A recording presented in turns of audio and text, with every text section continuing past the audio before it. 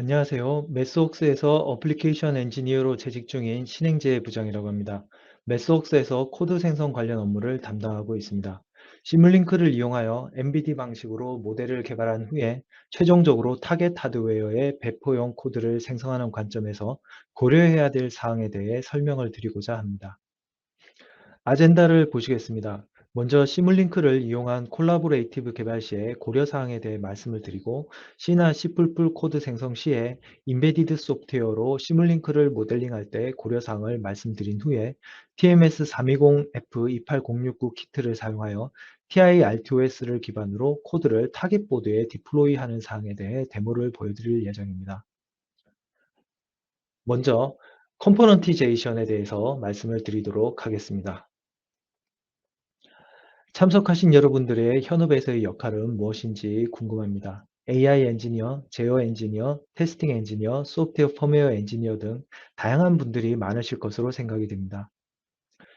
여러분들은 시뮬링크로 많은 일들을 할 수 있습니다. 예를 들어 AI 모델링 혹은 PID 튜닝과 같은 모델을 설계할 수 있고 시뮬레이션과 테스팅도 가능하죠. 그리고 코드 생성을 합니다. 이러한 시뮬링크를 이용한 개발에는 한두 명이 참여하는 경우도 있고 프로젝트가 큰 라지 모델의 경우에는 각각의 기능별로 많은 분들이 관여를 하게 됩니다. 누가 관여할 수 있을까요? 대표적으로 메케니컬 엔지니어, 일렉트리컬 엔지니어 등이 참여하여 플랜트 모델링을 하게 되는데 다양한 도메인 지식을 필요로 하는 엔지니어가 이 부분에서 필요하게 됩니다. 담당자를 앨리스라고 하겠습니다. 컨트롤 엔지니어, AI 엔지니어가 필요합니다. 모델의 컨트롤 및 AI 알고리즘을 구현해 줘야 하겠죠. 담당자를 데이브라고 하겠습니다.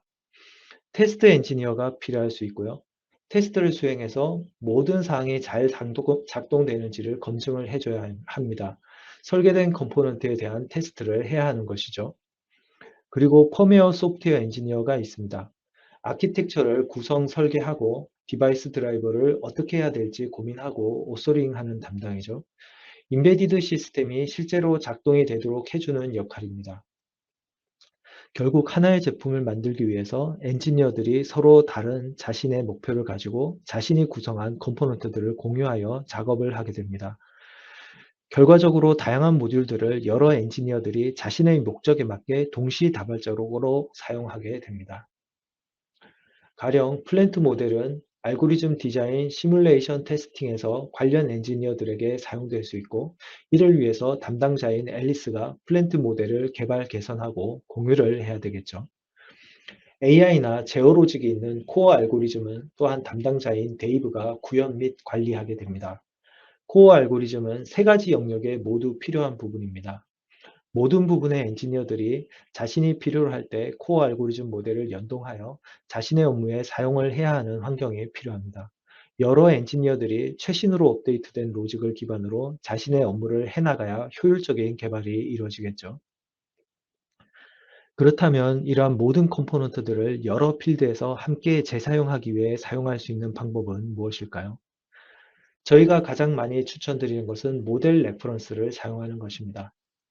모델 레퍼런스를 사용하면 제품 개발을 위한 콜라보 업무 효율성을 향상하실 수 있습니다. 지금 보시는 데모는 제가 본 세미나를 위해서 간단히 만들어 놓은 애드훅 테스트 환경 모델입니다. 보시는 바와 같이 좌측에는 대시보드 블럭을 이용해서 간단한 테스트를 할 수 있는 환경을 만들었고요. 모델 레퍼런스 블럭은 보시는 바와 같이 네 모서리가 깎인 형태의 모양을 가지고 있습니다. 오픈에즈 탑 모델로 독립적으로 존재하고 있는 시뮬링크 모델을 불러올 수가 있고요. 그 모델 안에도 모델 레퍼런스로 하위 모듈을 만들어 놨습니다.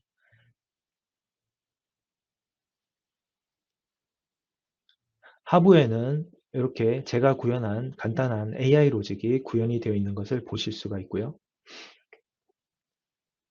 이제 모델 레퍼런스를 한번 만들어 보도록 하겠습니다. 라이브러리에서 모델이라고 되어 있는 블록을 가져옵니다. 모델 레퍼런스는 별도의 블록을 링킹하여 만들어야 되기 때문에 그림과 같이 보이게 됩니다. 블록에 링크를 지금 보이는 모델 중에 하나를 선택해서 걸면 그림과 같이 모델 레퍼런스가 완성이 됩니다. 데모를 잠시 보셨는데 모델 레퍼런스는 무엇이라고 말할 수 있을까요? 모델 속에 있는 모델이라고 할 수가 있습니다. 모델들의 하이라키를 생성해줘서 컴포넌트와 모듈화를 잘할 수 있도록 해줍니다. 이를 통해서 컴포넌트들의 각각의 버전을 독립적으로 관리하실 수 있습니다. 또한 시뮬레이션을 각각 따로 진행할 수도 있고 한꺼번에 통합 모델로 진행할 수도 있게 해줍니다. 사용자들은 각각의 모델들을 따로 파일 충돌 없이 언제든지 편집하고 업데이트할 수 있습니다. 플랜트 모델 담당자는 코어 알고리즘 담당자가 모델을 수정하는 도중에도 플랜트 모델을 언제든지 수정 테스트하고 버전 관리를 할 수 있습니다. 그리고 코어 알고리즘 담당자 역시 자신의 알고리즘을 원할 때 충돌 염려 없이 수정이 가능한 것입니다. 검증에 대해서도 NVIDIA는 탁월한 검증 퍼포먼스를 제공하는 것이 특징입니다. 모델 레퍼런스를 사용하면 소프트웨어 인드 루프 테스트, 필, 엑셀러레이터를 선택할 수도 있습니다. 일반적인 레거시 코드 기반 구현의 경우 과제에 막바지가 되면 버그 발생 시 버그를 수정한 후에 수십 가지 테스트 케이스를 가지고 매번 수동으로 검증을 해보고 배포를 해야 하는데 시간에 쫓길 경우에 모든 절차를 밟는 것이 쉽지가 않습니다. 그래서 모든 케이스를 검증해 보지 못하고 수정되었겠지 추측을 하고 검증팀에 내보내면 결국 또 버그가 재현이 되는 경우가 허다합니다. 하지만 시뮬링크를 이용하여 MBD 개발 워크플로우를 따르게 되면 이렇게 추측하여 릴리즈를 하지 않아도 됩니다. 수동으로 할 경우에 하루 이틀이 걸릴 수 있는 수십 가지 테스트 케이스는 MBD 시뮬링크에서 밀 혹은 실 등의 테스트로 원클릭으로 몇 분 만에 자동 테스트가 이루어지기 때문에 확실한 사전 체크 후에 내보내게 되는 것이죠. 모델 레퍼런스는 편리하지만 너무 개수를 늘릴 경우에 번거롭고 빌드 시간이 늦어지는 문제도 있습니다. 각각 모델 레퍼런스의 컨피그레이션도 정의를 해야 하고 입출력도 독립적으로 정의가 필요하기 때문이죠. 모델 레퍼런스 외에도 다양한 컴포넌트화를 위한 블럭을 사용할 수가 있습니다. 먼저 라이브러리를 쓸 수가 있는데요. 모델들 중에서 자주 사용되면서 수정이 거의 필요 없는 모델에 대해서 적용이 가능합니다. 이전 과제에서 검증이 되고 확정된 알고리즘 블럭이 있으시다면 라이브러리로 등록하여 사용할 수 있습니다. 라이브러리로 만들면 모델의 내부 구조를 바꾸는 것은 어렵지만 파라미터는 수정이 가능한 형태로 만들 수가 있습니다. 그리고 라이브러리에 수정이 필요하게 되면 라이브러리 파일 원본을 수정하면 해당 라이브러리 블럭이 쓰이는 모든 시뮬링크 블럭이 자동으로 업데이트가 가능합니다. 서브 시스템 레퍼런스의 경우 서브 시스템 블록과 거의 차이가 없습니다. 단지 분리된 파일로 만들어진 서브 시스템 블록이라고 생각하시면 됩니다. 서브 시스템 블록을 단지 분리된 파일로만 만들어 콜라보 업무 시에 파일 충돌을 피하고 싶은 경우에 그런 용도로 사용이 가능하다라고 생각을 해주시면 좋을 것 같습니다. 참고로 서브 시스템 레퍼런스는 스탠드얼론으로는 사용이 불가합니다. 모델 레퍼런스의 경우에는 다른 블록들과 비교를 하자면 인터페이스가 정의되어 있는 스탠드얼론 컴포넌트가 필요할 경우에 사용이 됩니다. 모델 레퍼런스는 파워풀한 피처들을 제공합니다. 엑셀러레이터 모드, 실 모드, 필 테스트 모드 및 프로텍션 등의 기능을 제공을 합니다. 하지만 너무 많은 모델 레퍼런스를 남발할 경우에는 코드 빌드 속도가 느려집니다. 추천하는 모델 레퍼런스의 수는 동시 투입되는 설계자의 인원수 수준 혹은 수십 개 정도 내외로 생성을 권장을 드립니다. 위에 세 가지 필요한 경우가 아니라면 일반 서브 시스템 블록을 사용하시는 것을 권장을 드립니다. 콜라보를 위한 파일 분리가 필요 없는 그런 로직 부분에서 가급적이면 일반 서브 시스템 블록을 사용하시는 것이 코드 빌드 시간 단축 및 업무에 유리하다는 점을 꼭 말씀드립니다. 결론적으로 모델 레퍼런스, 라이브러리, 서브 시스템 레퍼런스 등을 통해 파일을 분리하여 분리된 파일을 각자 충돌 없이 작업할 수가 있습니다. 이를 통해서 효율적인 팀워크가 가능하다는 것입니다. 그래서 각각 연구원들은 개발을 멈추고 코드를 머징해야 되는 작업을 최소화하여 자신들이 어떤 일을 효율적으로 할 수 있는 것입니다. 밥은 테스트 시퀀스를 업데이트하는 모델과 머징 없이 독립적으로 개선할 수가 있었고, 찰리 또한 코드 생성을 위한 디바이스 블록을 독립적으로 설계할 수가 있습니다. 말씀드린 세 가지 방법의 분리 가능한 컴포넌트들을 잘 사용하여 팀 업무의 어떤 극대화랑 양산 과정에서 업무 효율을 확보할 수 있기를 바라겠습니다. 이제 파생 모델 관리를 위한 베어리언트 모델링에 대해서 말씀드리고자 합니다. 실제로 양산을 위해 제품을 개발하려고 할 경우에 하나의 소프트웨어를 프로토 장비에서 만들고 나면 이 알고리즘 적용을 기다리는 여러 파생 모델을 준비를 해야 합니다. 하지만 각각의 모델별로 시뮬링크 프로젝트 파일을 만들게 될 경우 관리가 쉽지가 않습니다. 하나의 기종에 수정이 발생하면 이를 다른 기종에 반영하는 작업이 만만치가 않은 것입니다. 시뮬링크에서 한 개의 시뮬링크 프로젝트를 기반으로 파생 모델을 효과적으로 관리하기 위해서는 베어리언트에 대한 개념의 적용이 필요합니다. 파생 기종 관리를 위한 베어리언트 모델을 만드는 방식은 여러 가지가 있는데 가장 대표적으로 말씀드릴 수 있는 방식은 베어리언트 소스 싱크 방식, 그리고 베어리언트 서브 시스템 방식, 그리고 베어리언트 파라메타 방식이 있습니다. 먼저 베어리언트 소스 방식이 어떤 식으로 작동되는지를 도식으로 보여드릴 예정입니다. 두 개의 파생 기종을 관리해야 된다고 하였을 때 베어리언트 소스를 사용하게 되면 먼저 v equal 1인 경우에 위에 v equal 1에 해당하는 블록이 활성화되어 파생 기종에 적용이 되게 됩니다. v equal 2인 경우에는 아래쪽에 v equal 2의 조건을 만족하는 블록이 활성화가 되고요.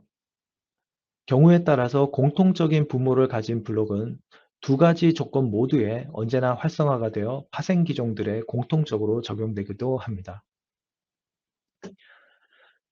베어리언트 서브 시스템 블록을 마우스 우클릭하고 블록 파라미터를 클릭을 하면 베어리언트 서브 시스템 블록을 설정할 수가 있습니다. 몇 가지 설정 중에 베어리언트 액티베이션 타임을 코드 컴파일로 하면 아래와 같이 샵if 조건부 컴파일문이 생성이 됩니다. 조건부 컴파일문 안에 기종별 모델 코드가 들어가게 되어 기종별로 빌드 옵션을 설정하여 코드를 빌드하여 파생 기종별로 각각 한 개씩의 헥사 파일을 만들어 배포 및 관리를 할 수 있게 되는 것입니다. 그리고 액티베이션 타임을 스타트업으로 설정을 하면 일반 if문을 사용하여 파라미터를 관리할 수 있게 되는 것입니다. 파생 기종을 구분하는 베어리어블 값을 E2P롬에 저장을 해주면 그 베어리얼 값을 if문으로 읽어서 그에 따른 파생 모델이 로직이 동작하도록 하는 방식입니다. 매번 모델 체크를 if문으로 하기 때문에 약간의 퍼포먼스 저하가 있을 수 있지만 소프트웨어 헥사 파일을 하나로 가져갈 수 있는 장점이 있습니다. 그리고 추가적으로 21A에서 새롭게 추가된 베어리언트 파라미터도 주목을 해볼 수 있습니다. 기종별로 시뮬링크 모델 구조 자체가 다른 경우에는 쓸 수가 없습니다. 베어리언트 서브 시스템을 사용해야 합니다. 하지만 동일한 구조에 파라미터만 달라지는 경우 가령 룩업 테이블이나 튜닝 파라미터를 기종별로 다르게 가져가고자 하는 경우에 간소하게 사용할 수 있는 베어리언트 제어 방식입니다. 앞서 잠시 말씀드렸던 액티베이션 타임에 대해서 정리를 하자면 파생 기종 변별을 위한 자동 코드 생성 액티베이션 타임 방식은 총 4가지 방식으로 나뉘는데 업데이트 다이아그램 방식과 업데이트 다이아그램 어널리시스 올 초이스 방식은 임베디드 코드로 자동 코드 생성 시에 선택된 파생 기종의 코드만 생성이 되는 방식을 나타냅니다. 생성된 코드 상에는 파생 기종 한 대의 코드만 존재를 하게 됩니다. 대신 업데이트 다이어그램 어널리시스 올 초이스는 생성하지 않은 다른 코드에 대해서 오류 검증을 해주는 기능을 제공합니다. 코드 컴파일 방식은 전처리 구문을 사용하여서 조건부 컴파일식으로 파생 기종 처리를 대응을 합니다. 그리고 스타트업 방식은 if문을 사용하여 파생 기종 처리를 하는 방식입니다. 이제 소스 컨트롤에 대해 말씀을 드리고자 합니다. 소스 컨트롤은 코드나 문서 등의 변경을 관리하는 것을 의미합니다. 여러분들, 많은 분들이 코딩 작업을 하다가 갑자기 새로 수정 아이디어가 생각이 나서 작은 피처를 추가했다가 전체 코드가 망가졌는데 백업을 하지 않아서 난감한 기억이 있을지 모르겠습니다. 소스 컨트롤은 여러분의 코드의 히스토리를 관리하고 추적할 수가 있습니다. 그리고 히스토리를 기반으로 이전 상태 코드를 쉽게 복구할 수 있는 기능입니다. 또한 코드 머징 및 충돌이 발생했을 때 이를 처리하는 루틴 등을 제공하고 있습니다. 이미 C나 C++ 언어 개발에서 많이들 사용하고 계신 방식인데 저희 매트랩 시뮬링크에서도 동일하게 소스 컨트롤 형상 관리가 가능합니다. 이를 위해서는 시뮬링크 프로젝트를 생성해야 하는데 매트랩에서 프로젝트 생성 시에 Git, GitHub, GitLab이나 SVN 등을 레포지토리로 하여 형상 관리를 할 수 있습니다. 모델에서 변경이 발생하면 보시는 그림처럼 시뮬링크 모델에서 이전 모델과의 차이점을 쉽게 비교하여 머징 작업을 할 수 있는 환경을 제공하고 있습니다. 좀 더 상세한 사항은 위에 관련 링크, 유튜브 링크를 참조하여 주시기 바랍니다. 이제 모델링 기초에 대해 설명을 드리도록 하겠습니다. 우선적으로 말씀드릴 것은 저희 생성 코드의 포지셔닝을 말씀드립니다. 전형적인 ECU의 구조를 보면 가장 중요한 개발이 일어나는 곳이 코어 소프트웨어 알고리즘 앤 로직부입니다. 그 외에 주변 드라이버부에는 RTOS나 어떤 다양한 커뮤니케이션 인터페이스가 있는데 해당 부분은 대부분 하드웨어 밴드에서 최적화한 코드가 제공되기 때문에 저희는 해당 부분을 집중하지 않고 있습니다. 즉, 저희 코드는 과제에서 버그가 많이 발생하고 개발 당락을 좌우할 수 있는 어플리케이션 레이어에 대한 코드를 제공한다라고 말씀을 드릴 수 있습니다. 물론 주요 하드웨어 밴드에 대한 디바이스 드라이버 생성 기능을 제공도 하고 있습니다만 가급적이면 하드웨어 밴드사의 드라이버 사용을 추천드립니다. 처음 MVD를 적용할 때는 어플리케이션 코드 영역에서 일부 모듈을 대체하는 식으로 진행을 하게 됩니다. 간단한 C나 C++로 된 기존 모듈을 교체해 가면서 펑션 인터페이스에 대해서 적응을 하고 데이터 정의 및 데이터 액세스에 대해서 적응을 해 나가면서 점차적으로 모듈을 확대해 나가시는 경향을 볼 수 있습니다. 기존의 시뮬링크를 사용하셨던 분들이 임베디드 코드를 생성하기 위해서 먼저 손봐야 하는 설정부는 보시는 바와 같이 솔버를 픽스드 스텝으로 변경을 해야 합니다. 기본값은 베어리어블 스텝인데 매트랩 시뮬링크 데스크탑 환경과 달리 임베디드 시스템은 일정한 타임 스텝을 기반으로 작동을 합니다. 제가 현업에 있을 때 임베디드 시스템은 10mm, 20mm 정도의 주기로 로직이 돌아가고 센서 데이터 등은 1kHz 정도 수준으로 샘플링을 수행하는 경우가 많았습니다. 그리고 두 번째로 대상 타겟 하드웨어를 선정해 줘야 합니다. 그 다음에 시스템 타겟 파일을 제네릭 리얼타임 타겟을 나타내는 GRT-TLC에서 임베디드 코더를 나타내는 ERT-TLC 파일로 변경해 줘야 합니다. 그러면 좌측과 같이 임베디드 코드 생성을 위한 다양한 옵션이 추가적으로 생성됩니다. 또한 타겟 하드웨어를 가지고 계신 하드웨어에 맞춰 선택을 해줍니다.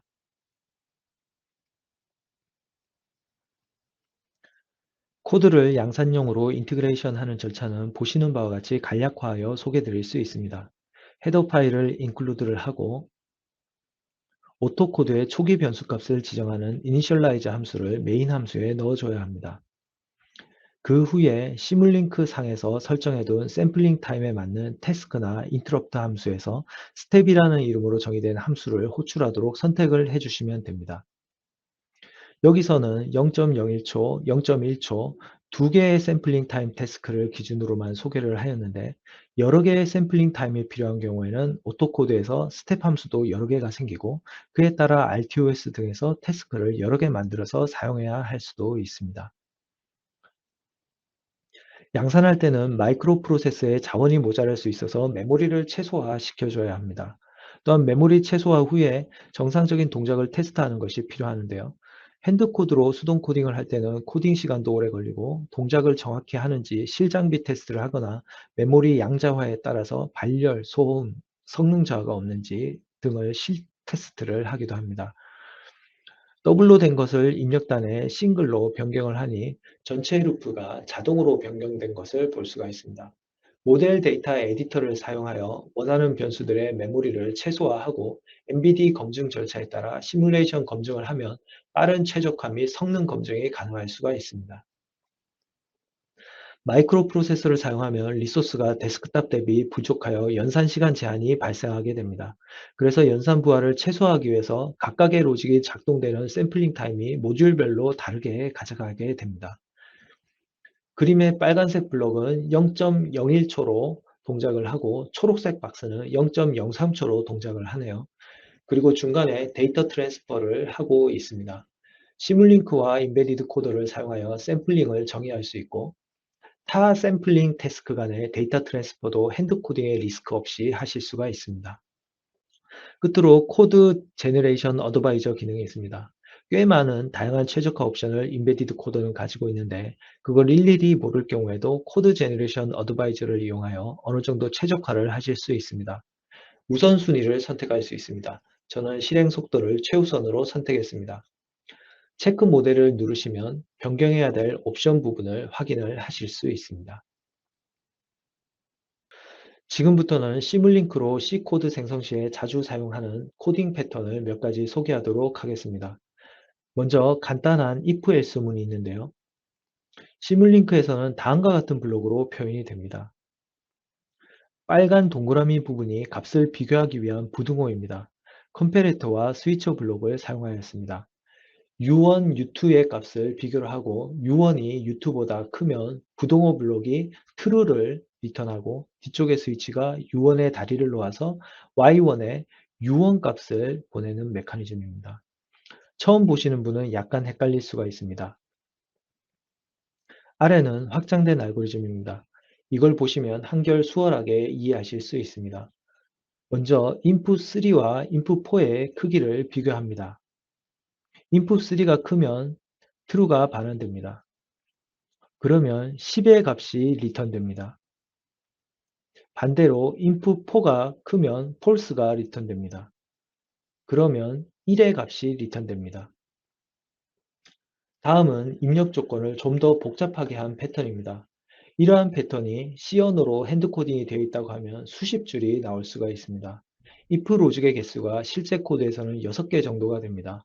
if 로직 6개가 되면 버그가 나올 수도 있고 가독의 어려움이 발생할 수 있는데 MVD는 익숙해지면 한눈에 로직을 파악할 수가 있습니다. 마지막으로 스위칭 문을 좀 더 늘렸습니다. if else 문을 if, else if, else 형태로 변경한 형태라고 생각해 주시면 되겠습니다. 두 번째는 1차 로페스 필터입니다.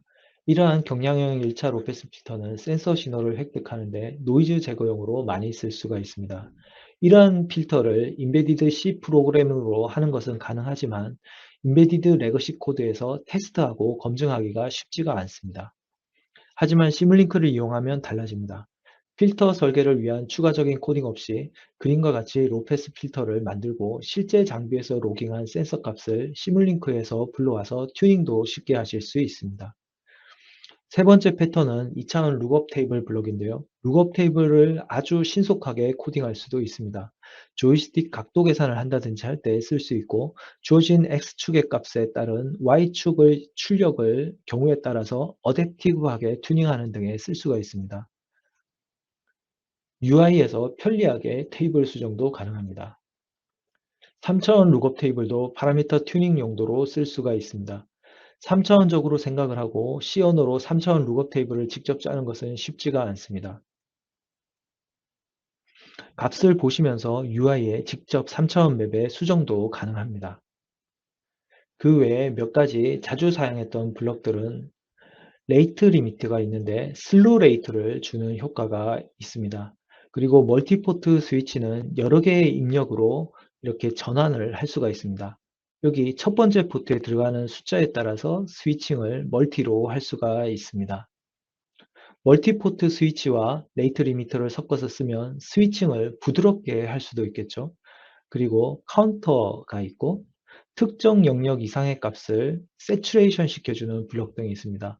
그 외에도 라이브러리를 열어보시면 Commonly Used 블록이라는 란이 있는데 해당 란에 어떤 블록들도 참조를 요청드리겠습니다. 또한 매트랩 알고리즘을 그대로 적용할 수 있는 매트랩 펑션 블록이 있습니다.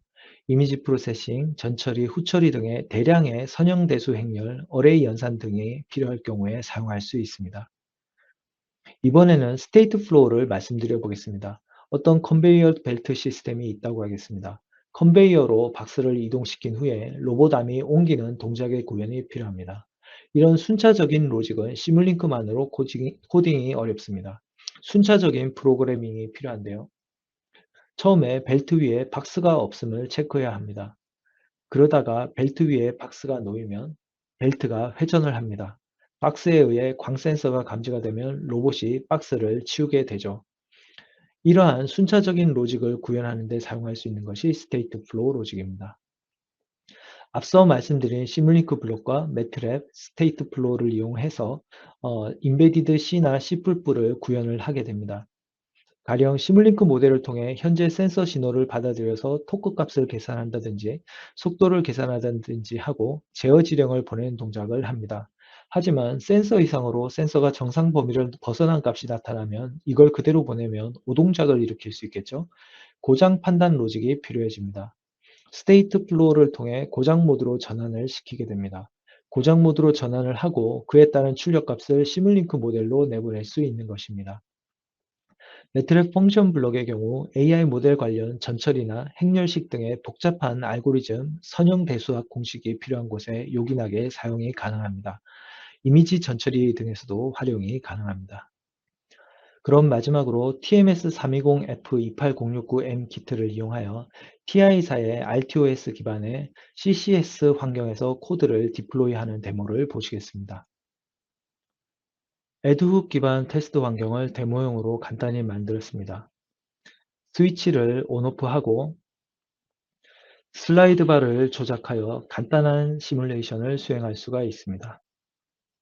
시뮬레이션을 멈추고 탑 모델로 진입해 보도록 하겠습니다. 거기서 모듈 1으로 진입해 보겠습니다. 인공신경망 블록이 보입니다. 매트랩에서 트레이닝된 신경망 모델을 추론형으로 매핑을 하였습니다. 앞쪽에는 간단한 전처리 로직 블록들이 보입니다. 모듈 2에는 베어리언트 서브 시스템이 있습니다. 하나의 시뮬링크 프로젝트에서 파생 모델을 관리하고 코드 생성할 수 있는 블록입니다. 마우스를 우클릭하고 설정을 열어서 액티베이션 컨디션 부분이 보이고 액티베이션 타임 부분이 보이는데 저는 코드 컴파일로 설정을 하였습니다.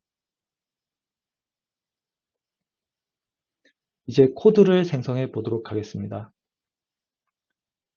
앱에서 인베디드 코더 앱을 선택을 합니다.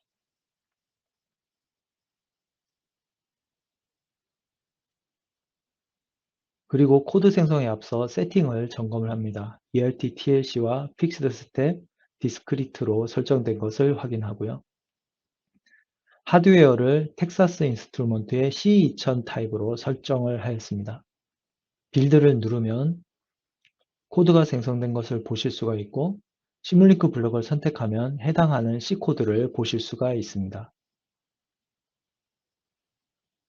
신경망 블록을 클릭하니 신경망 로직이 C코드로 생성된 것을 볼 수가 있고 베어리언트 서브 시스템을 클릭을 하면 네, 전처리 구문이 나와 있는 것을 볼 수가 있습니다.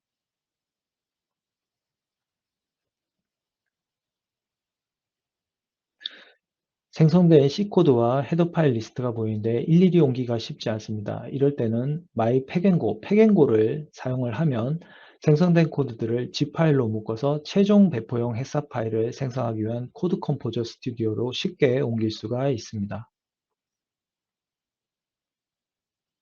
코드 컴포저 스튜디오에서 페이스트를 해서 압축을 해제합니다.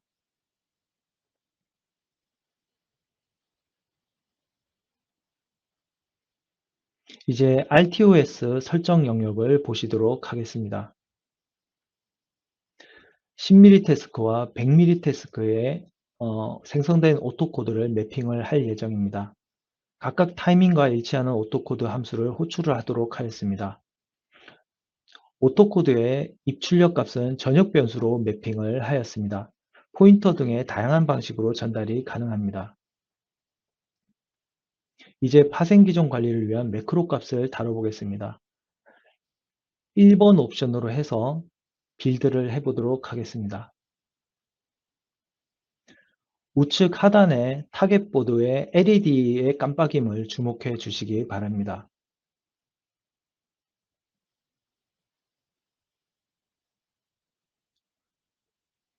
동작을 멈추고 VSS 모드를 3번으로 매핑을 하고 다시 빌드를 해보도록 하겠습니다.